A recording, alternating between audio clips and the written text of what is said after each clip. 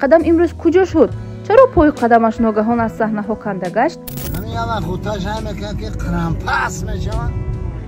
چی شد و چی ماند که به ناگاه ریتینگ هنرش به زمین افتید؟ میگه سبب پوست نک، میگه چی باشم؟ میگه ویتامینوش در همون پوست شه، میگه خیلی باشم تو ویتامینوش ها بخوام درنش هم میکنه. در بر سر ناس خدمه این مردی ای دوست عزیز ما را خبرگیری بیام. خودمون به طرفی انا شهر همسایه یعنی تو ازبکستان سفر کرده ایستادیم. سلام علیکم بانوان عزیز، من سرش دیرکتری کمپانی فبریک هستم. امروز میخوام ظرف پلاستیکی هفته نای خودم رو بگیرم.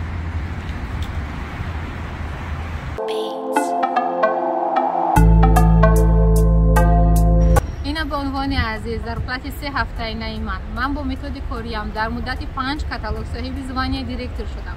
بانوان بسیار زیادی با من همکاری میکنن که آنها هم صاحب زبانی بسیار خوب شدن.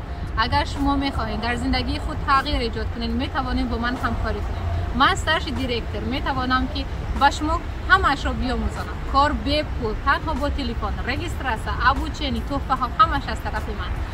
برای معلومات بیشتر میتوانید با نمرهایی که بر روی اکران هستند تماس بگیرید. همش را برای شما میآموزم. موفقیت حق شماست. قدم قربان از مد رفت یا کسی پایش را صحنه کنده گرداند. قربان از زمره آوازخوان‌های شناخته است که میانی جوانان محبوبیت خاص دارد. خلق زمانی او را شناختند که سراینده مشهور کشور جانی بیگ مرادов او را روی صحنه کلان آورد. بعد سرودی عزیزم شهرتش به درجه بالا رفت که خرد و کلان قدم میگفتند و هوادارش میگشتند.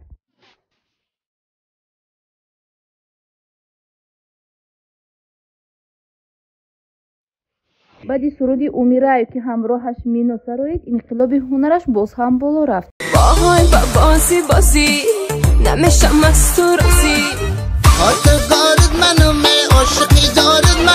سرودی سری پاورات شناسنامه هنری این آوازخوان گردید. اکنون همه در محفل‌هایشان قدم قربان را تکلیف نموده از او سرودی مذکور و موافق طلب خواهش میکردند. هفته پس سرودی ملیکا کشتی بابا تا تولید گشت و اکنون قدم را بیرون از کشور میشناختگی شدند و با مسکو، ازبکستان و اوکراین و دیگر مملکت‌ها دعوت میکردگی شدند. او در آسمانی پرشکوه هنر دور میزد. چی شد و چی ماند که به ناگاه ریتینگ هنرش به زمین افتید؟ دیگر صدا و آهنگ‌هایش کم به گوش‌ها می‌رسیدند. دیگر کسی او را با کلیپ‌هایش برای بدیهه سرایی دعوت نمی‌کردند و محفل‌هایش نیز کم گردیدند. سوال به میان می‌آمد: قدم امروز کجا شد؟ چرا پای قدمش ناگهان از صحنه‌ها کنده گشت؟ راهی او را کی بست؟ چند وقت پیش از بیماریش خبر داده بودند و او بیماری را مغلوب کرده به پای خسته بود. چرا خاموشی را اختیار کرد؟ چرا دیگر در یگان صحنه چشمرس نیست؟ این سوال‌ها تا به حال پاسخ خود را نیافتند و کسی گفته نمی‌تواند که قدم امروز چه احوال داشته باشد. باید قید نمود که قدم قربان زاده دهه چگم ناحیه شیرآباد است.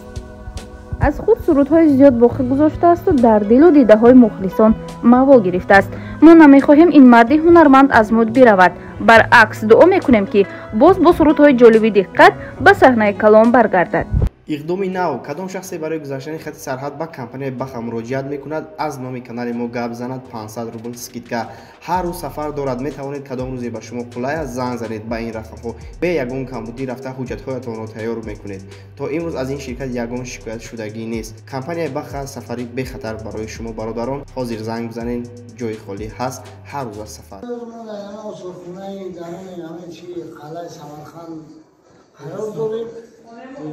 شاید این امروز هم اصلونی ای سوز طور هم شده از یه دورا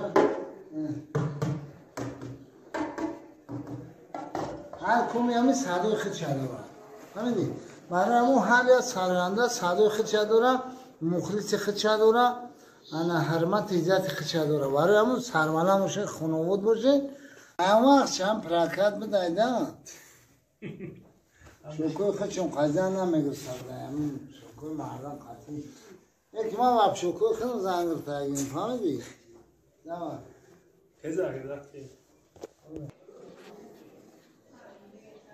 بناهای آباد گردد خراب زیتابش گرمی آفتاب پف کندم از سر کاخی بلند نیابد از سن هیچ گاه گزن هیچ شادی نیستن در این جهان دوستی را جستجو داریم و گر بر سر ناس خدمه این مردی ای دوست عزیز ما را خبرگیری بیام. این نصرت جان جای تو در جگر است، نیکی نرود از دل آدم هرگز. این سله گرفته تا دم جاش بماد. شهر سمرقند شهر تاریخی شهر گشت داریم. استادی بخلو عقل نمیگره، کرانی خیلی را سوچکا نمیکنه. ما در تعجب موندگیم. ما خیلی خوش وقت من سوق سلامت رفتیم، خدمت کردیم در مملکت همسایه ازبکستان. ما سوق سلامت برگشتیم در وطن جان و جان خودمون برگشتیم. امین سوق سلامت خدا خواهد ما در خدمت شماییم. برادر و همه وقت ما در خدمت هستیم. اگر ما رو بکابید آدم کانال قدم خرمون از سر پاورود ما رو میرویم. یعنی رو که ما گرچنده سیاه باشیم دلمون سفید برف